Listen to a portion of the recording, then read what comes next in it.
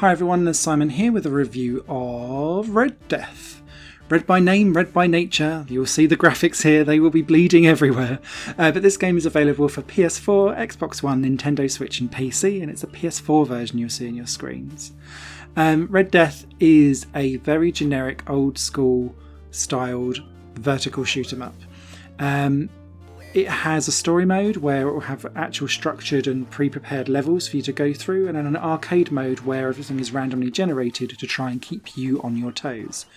I found the arcade mode to be much more satisfying because it's got peaks and troughs in terms of the actual difficulty that's given to you, whereas the story mode was either way too easy or way too hard and nothing in between, depending on the difficulties that you were going for.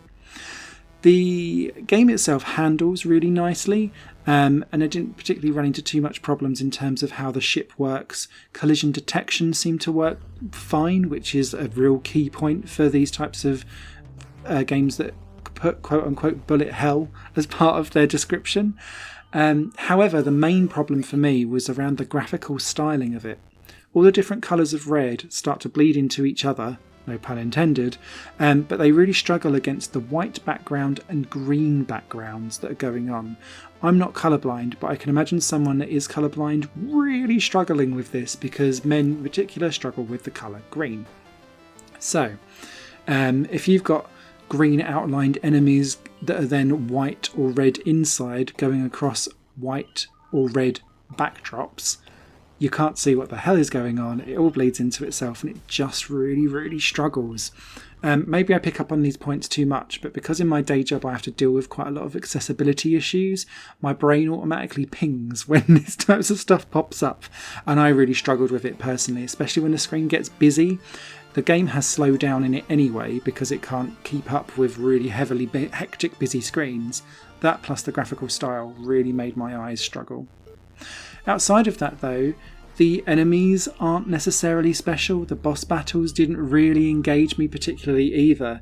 I like the style of the fact that things are skulls quite a lot, and I quite like the fact that in the story mode at least the pilot is all like typical late 80s action hero trying to be cool, throwing in some swear words. It's completely throwaway, but at least there's some kind of personality there. It was just that outside of that, actually this is a highly generic shoot 'em up that unless you spot very cheap or you're after a very quick and easy platinum trophy on PS4, I wouldn't necessarily recommend.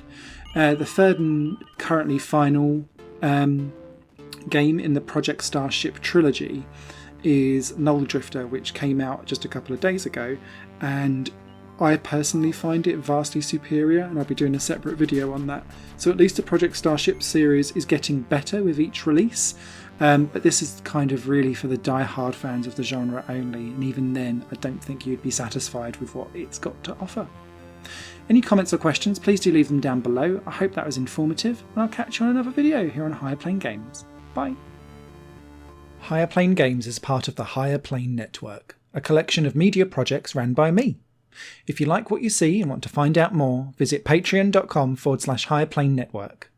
Your support can make so much more possible, be that a like, a comment, a share or a pledge. Thanks for watching.